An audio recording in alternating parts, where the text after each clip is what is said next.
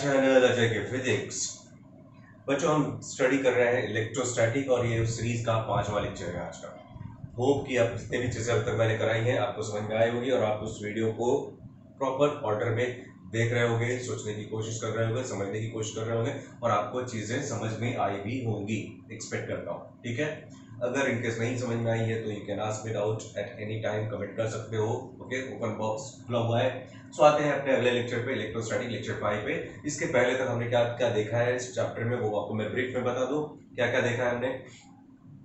Properties of charges, something about the Coulomb's law, that is electrostatic force of attraction with repulsion between the two charges. फिर हमने देखा electric field, properties of lines of force, then electric field intensity, electric potential, electrostatic potential energy between the two charges. Okay, ये बहुत सारी चीजें हमने देखी हुई है। अब इसी सीरीज को आगे बढ़ाते हैं। अगली चीज, ये जो सारा कुछ हमने पढ़ा था तो उसके बीच में हमको एक पहली बार एक नया कॉन्स्टेंट मिला था जो इसी चैप्टर में मिलता है, जो था हमारा एप्सिलॉन नॉट। याद है? कुछ याद है इसका? इसको हमने क्या नाम दिया था? परमिटिविटी ऑफ फ्री स्पेस और vacuum. Permittivity of free space, vacuum और एयर। उस टाइम मैंने आपको बताया था इसकी वैल्यू एयर के लिए 8.8 - 12 होती है ऐसा यूनिट में। जैसा कि आपको पता है ये कांस्टेंट सिर्फ और सिर्फ एयर या वैक्यूम के लिए एप्लीकेबल है। तो हर एक मीडियम का अपना अपना परमिटिविटी कांस्टेंट होता है। अदर देन एयर कोई भी मीडियम होगा तो उसके लिए हम सिंबल यूज करते हैं epsilon. Okay, other than air अगर कोई मीडियम होगा तो उसका परमिटिविटी को बोलते हैं एप्सिलॉन। इसको आप एब्सोल्यूट परमिटिविटी भी बोल सकते हो, सॉरी एब्सोल्यूट परमिटिविटी बोल सकते हो। ओके, इसको आप क्या बोल सकते हैं? Absolute permittivity. This is permittivity of free space and this is the permittivity of any medium other than air। अब इन दोनों से मिला जुला एक नया टर्म है। इन दोनों से मिला जुला क्या टर्म है? Relative permittivity. क्या बोलते हैं इसको? एक नया टर्म देखते हैं क्या? Relative permittivity. अब ये रिलेटिव परमिटिविटी क्या होती है बच्चों? रिलेटिव परमिटिविटी इसको हम एप्सिलॉन आर से भी इंडिकेट करते हैं। Relative permittivity it is defined as permittivity of the medium to permittivity of free space। Relative permittivity is defined as ratio of permittivity of the given medium to permittivity of free space। इसके लिए दो symbol use होते हैं, epsilon R और dielectric constant के। This relative permittivity is also known as dielectric constant। Dielectric constant को आप के से भी इंडिकेट कर सकते हो। तो क्या टर्म आ रहा है मैंने डिफाइन किया अभी आपको? फर्स्ट टर्म है हमारा रिलेटिव परमिटिविटी, जिसके लिए सिंबल एप्सिलॉन आर यूज कर सकते हो और के यूज कर सकते हो। डेफिनेशन वाइज क्या होता है? ये डेफिनेशन वाइज होता है relative permittivity of any given medium is defined as the ratio of permittivity of that given medium to permittivity of free space और vacuum. This is also known as, it is also known as dielectric constant। it is also known as dielectric constant of the given medium। it is also known as dielectric constant of the given medium, जिसको हम k से indicate करते हैं। तो epsilon not r is equal to k। तो k का और एक फॉर्मूला मिला आपको, अब सिंबल वाइज ऐसा सेम चीज है दोनों। So, अगर डेफिनेशन आता है तो what do you mean by relative permittivity? Relative permittivity of any substance is defined as the ratio of absolute permittivity of that substance to permittivity of the free space or vacuum। It is also known as dielectric constant of the given medium। So, dielectric constant के term में भी define करें तो definition तो वही रहेगा, epsilon by epsilon not. अब अगर हम यूनिट की बात करें, unit of relative relative permittivity और डाइलेक्ट्रिक कांस्टेंट, तो यूनिट क्या होगा? It is the ratio of two similar quantities. तो unit is no unit, so no dimension. देखो, अगर आपको रिलेटिव परमिटिविटी या डाइलेक्ट्रिक कांस्टेंट अगर एयर का फाइंड आउट करना हो तो कितना होगा? एयर का जब किसी भी मीडियम का आपको रिलेटिव परमिटिविटी फाइंड आउट करना होता है तो क्या होगा? उस मीडियम का permittivity divide by permittivity of free space और वैक्यूम। तो अगर मुझे एयर का ही फाइंड आउट करना है, तो एयर का ही फाइंड आउट करना है तो मैं क्या करूंगा, relative permittivity for air will be equal to epsilon not by epsilon not. So answer कितना आएगा के। So similarly dielectric constant will also be 1। तो एयर के लिए for air dielectric constant is 1, but for metals this value of k is infinity, value of k is infinity। Metals के लिए इसकी value infinity होती है। अब ये देखो, मीडियम चेंज होगा तो ऑब्वियसली परमिटिविटी चेंज होगी, इनडायरेक्टली आपको डायरेक्टली कांस्टेंट। न्यूमेरिकल्स में ज्यादातर आपको रिलेटिव परमिटिविटी ही दी रहती है, ना कि उस मीडियम की एब्सोल्यूट परमिटिविटी दी होगी। मतलब या तो डायरेक्टली कांस्टेंट दिया होगा, ठीक है, आपको कभी एप्सिलॉन की वैल्यू नहीं दी होती है। अब अगर क्वेश्चन में सपोज जैसे इलेक्ट्रिक फील्ड फाइंड आउट करनी है, या इलेक्ट्रोस्टैटिक फोर्स फाइंड आउट करना है, या पोटेंशियल फाइंड आउट करना है, तो ये वाला टर्म कैसे अफेक्ट करता है उन सारे टर्म्स को। अब देखते हैं इस टर्म का इफेक्ट क्या होता है रिलेटिव परमिटिविटी का, क्या फर्क पड़ता है जब आप मीनिंग चेंज करते हो। मान लो पहले तीन टर्म की बात करते हैं, फोर्स की बात करते हैं। ये है फोर्स, फिर हमने तीन चीजें अब तक स्टडी कर चुके हैं, इंटेंसिटी और पोटेंशियल।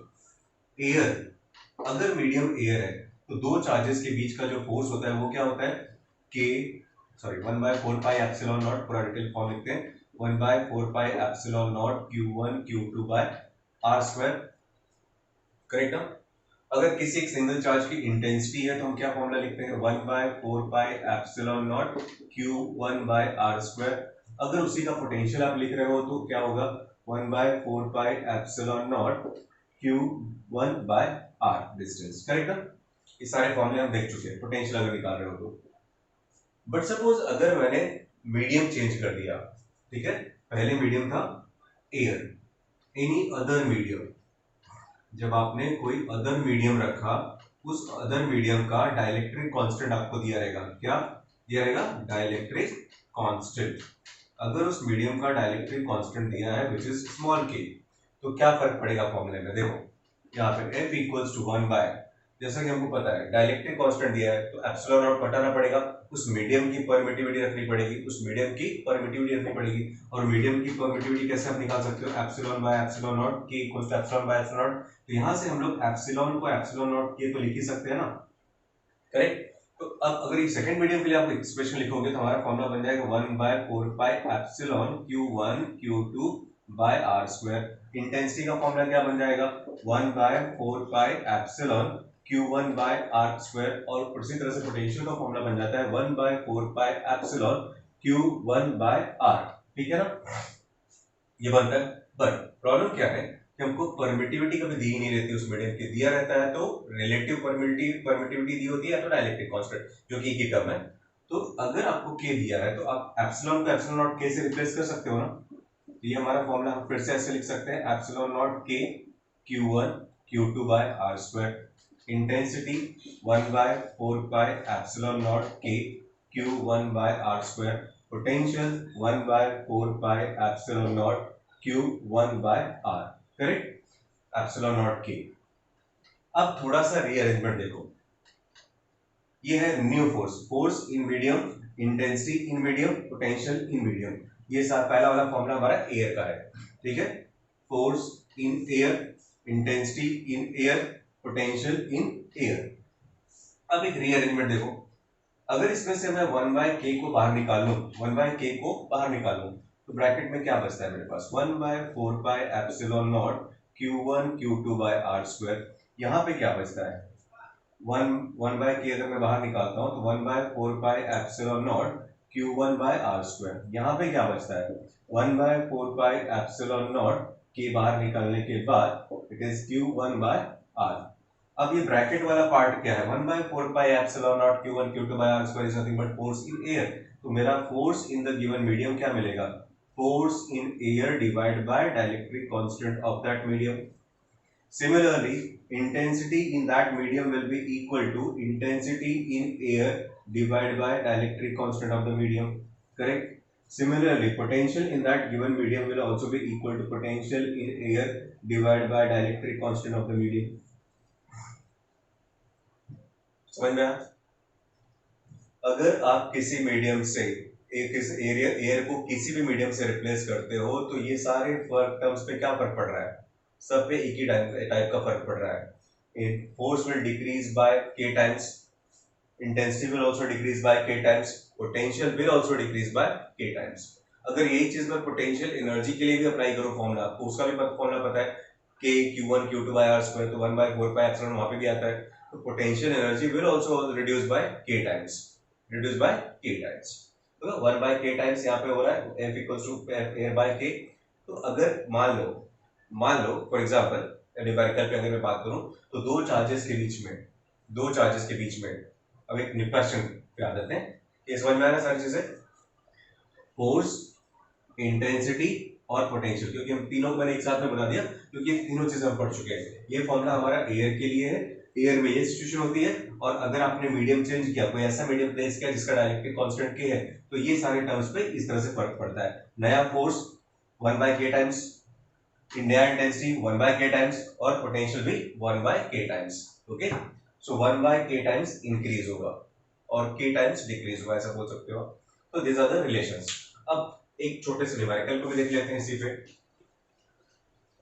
फॉर्मूले अब आपको सारे पता ही है। मान लो सिंपल सा एग्जांपल दिया है कि दो चार्ज पार्टिकल है Q1 Q2 separated by certain distance r, in between the to अगर मीडियम एयर है तो फोर्स मान लो 20 न्यूटन है। फोर्स कितना है? 20 न्यूटन। अगर मैंने मीडियम को रिप्लेस कर दिया किसी ऐसे डायलेक्ट्रिक कांस्टेंट के साथ जिसका वैल्यू है 4, ऐसे मीडियम से रिप्लेस किया जिसका वैल्यू है 4, तो इन दोनों के बीच का फोर्स कितना हो जाएगा? Force in that medium will be equal to 20 divide by 4, और वो हो जाएगा 5 न्यूटन। मतलब बढ़ गया कि कम हो गया? बढ़ा या कम हुआ? कम हुआ। मीडियम अगर आप एयर को हटा के कोई दूसरा मीडियम रखते हो तो डेफिनेटली उसकी डायलेक्ट्रिक कांस्टेंट की वैल्यू ज्यादा होगी और compare to air, but force कम हो जाएगा। ठीक है, इसी तरह से इंटेंसिटी का भी आंसर, अगर डायलेक्ट्रिक कांस्टेंट मैं फोर्थ में रख रहा हूं तो ओरिजिनल जो इंटेंसिटी थी, अगर किसी इसकी चार्ज की इंटेंसिटी यहां पे फाइंड आउट करनी हो तो intensity in that medium will B intensity in air divide by 4। Potential इस चार्ज का इस पॉइंट पे निकालना होगा तो वो भी हो जाएगा V in air divide by 4। इन दोनों के बीच की पोटेंशियल एनर्जी निकालनी हो, सपोज अगर initial potential energy in air कितनी है? Q1 Q2 by R, ये k 1/4 पाई एप्सिलॉन नॉट वाला है। तो potential energy in the given medium क्या हो जाएगी? जो भी पोटेंशियल एनर्जी रही होगी एयर में, उसका potential energy in air divided by 4। तो ये है सिग्निफिकेंस ऑफ क्या? Dielectric constant. तो हर एक मीडियम का अपना एक रिलेटिव परमिटिविटी होता है या डाइलेक्ट्रिक कांस्टेंट होता है, और जैसे जैसे मीडियम चेंज होता है value of dielectric constant changes, so the value of intensity, force, potential energy सबकी वैल्यूज चेंज हो जाती है एज पर द मीडियम। सो ये था हमारा डाइलेक्ट्रिक कांस्टेंट और उसका इफेक्ट। मेटल्स के लिए वैल्यू इनफाइनाइट होती है, हर एक मीडियम का अपना अपना एक डाइलेक्ट्रिक कांस्टेंट होता है। सो क्या था ये dielectric constant? Ratio of permittivity of the given medium to permittivity of free space, no unit no dimension, that was dielectric constant. Fine, clear चीज है। एक और देखो, राइट फ्रॉम द स्टार्टिंग जब भी हम इलेक्ट्रोस्टैटिक पढ़ रहे होते हैं तो हमेशा हम एक चार्ज बॉडी की बात करते हैं, करेक्ट? Charge body. और 99% केसेस में हम जो चार्जेस का डिस्ट्रीब्यूशन होता है ओवर द सरफेस वो हम यूनिफॉर्म ही कंसीडर करते हैं। क्या करते हैं? यूनिफॉर्म। हम ये मान के चलते हैं कि इस बॉडी पे जो चार्ज है, बॉडी का साइज और शेप कैसा भी हो, चार्जेस का डिस्ट्रीब्यूशन यूनिफॉर्म है, थ्रू आउट चार्जेस इक्वल है। ये जो चार्ज का डिस्ट्रीब्यूशन होता है उसको मेजर करने के लिए तीन टर्म है। चार्ज का यूनिफॉर्म डिस्ट्रीब्यूशन मेजर करने के तीन टर्म्स हैं। कौन कौन से हैं बताना। देखो, फर्स्ट ऑफ ऑल जब भी यूनिफॉर्म चार्ज डिस्ट्रीब्यूशन होता है किसी भी बॉडी पे, यूनिफॉर्म चार्ज डिस्ट्रीब्यूशन,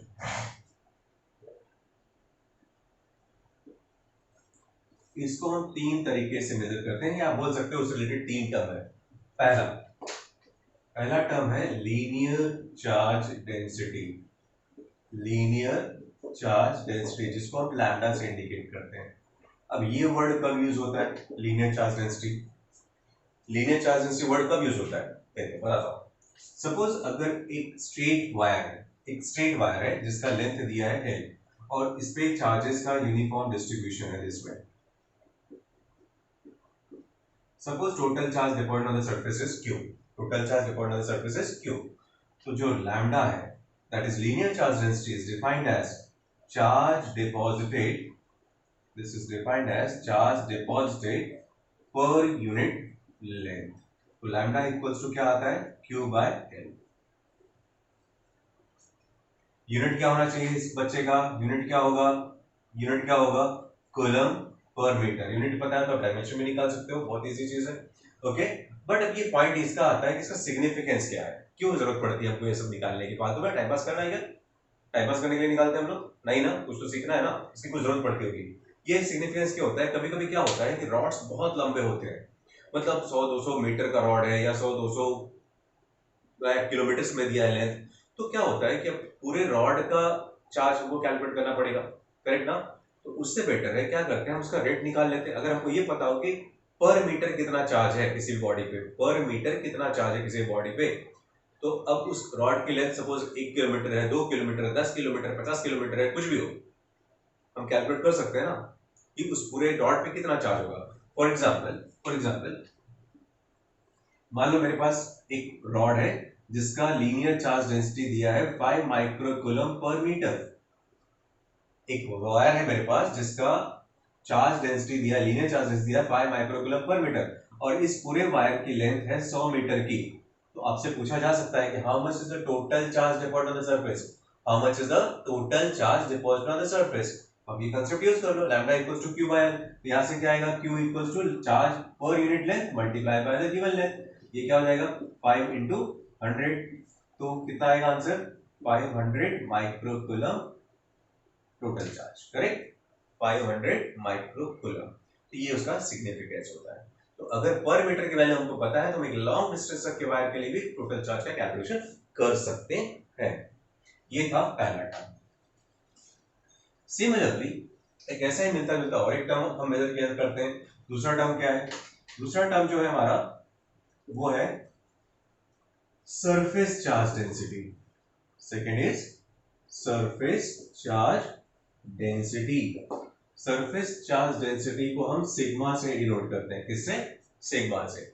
ये टर्म कब यूज होता है, ये टर्म कब यूज होता है, सपोज अगर हमारे पास एक थिन प्लेट है, मतलब एक 2 डायमेंशनल बॉडी थिन प्लेट है जिसका सरफेस एरिया a है और इसके ऊपर charges are deposited uniformly, distribution है पूरा, ओवरऑल यूनिफॉर्म डिस्ट्रीब्यूशन है। सपोज पूरा चार्ज जो सरफेस पे डिपॉजिटेड है वो है q, कितना, q।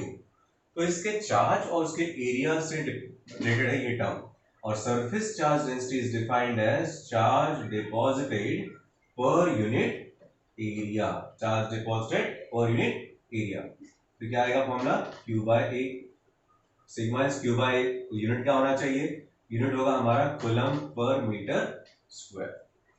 क्या सिग्निफिकेंस है इसका, वही सेम सिग्निफिकेंस। अगर आपको पर स्क्वायर मीटर पे कितना चार्ज है ये पता है, तो सपोज अगर हमारे पास बहुत बड़ा लार्ज सरफेस एरिया हो तो उस पर चार्ज निकाल सकते हैं, डेफिनेटली निकाल सकते हैं। कैसे, total charge will be sigma into a, पर यूनिट एरिया कितना चार्ज डिपॉजिटेड है उसका टोटल एरिया से मल्टीप्लिकेशन कर दो, आपको आंसर मिल जाएगा, सिंपल एज दैट। उसी तरह से एक थर्ड केस भी आता है जब हमारा बॉडी अगर 3 डायमेंशनल बॉडी, 3 डायमेंशनल बॉडी मतलब स्फीयर, क्यूब, लाइक दैट, तो हम जो टर्म यूज करते हैं वो है वॉल्यूम चार्ज डेंसिटी। क्या मेजर करते हैं तब, वॉल्यूम चार्ज डेंसिटी, और इसके लिए सिंबल है रो।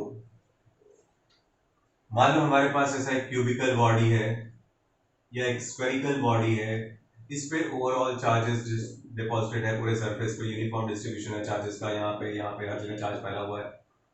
Total charge suppose deposited on the surface is q।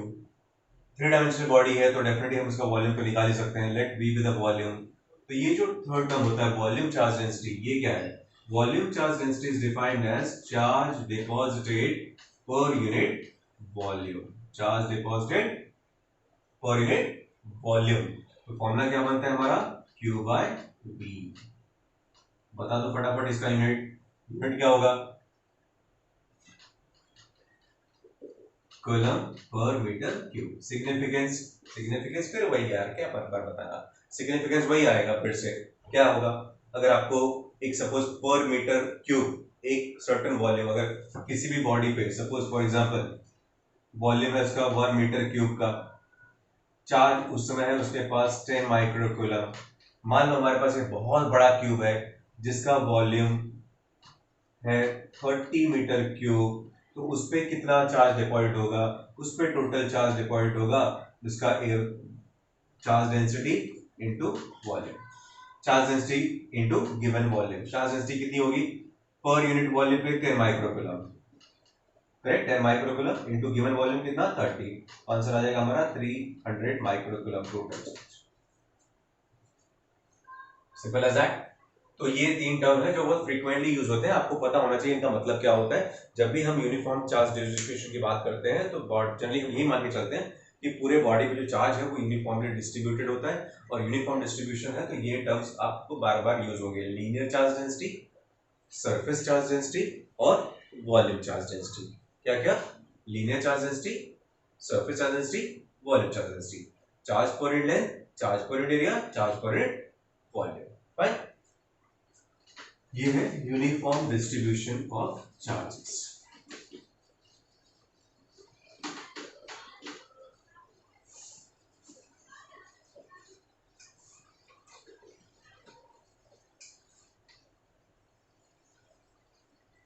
Okay, so that is all about the two terms. पहला तो जो हमने पढ़ा वो है डाइलेक्ट्रिक कांस्टेंट, और उसका इफेक्ट हमने देखा किस पे, डिफरेंट प्रॉपर्टीज पे, लाइक फोर्स पे, इलेक्ट्रिक फील्ड इंटेंसिटी पे, पोटेंशियल एनर्जी पे। जहां जहां भी वो term 1/4 pi epsilon not use होता है वहां पे हर जगह पे डाइलेक्ट्रिक कांस्टेंट की वैल्यू आएगी। सो मीडियम अगर आप चेंज करते हो तो डाइलेक्ट्रिक कांस्टेंट का वैल्यू चेंज हो जाएगा, and that will affect all those values. ठीक है, और जो सेकंड टर्म हमने पढ़ा वो है यूनिफॉर्म चार्ज डिस्ट्रीब्यूशन। क्या? Uniform charge distribution. ठीक है ना? तो फिलहाल आज का लेक्चर में यहीं तक हमको पढ़ना था, इसके आगे हम कंटिन्यू करेंगे नेक्स्ट लेक्चर में।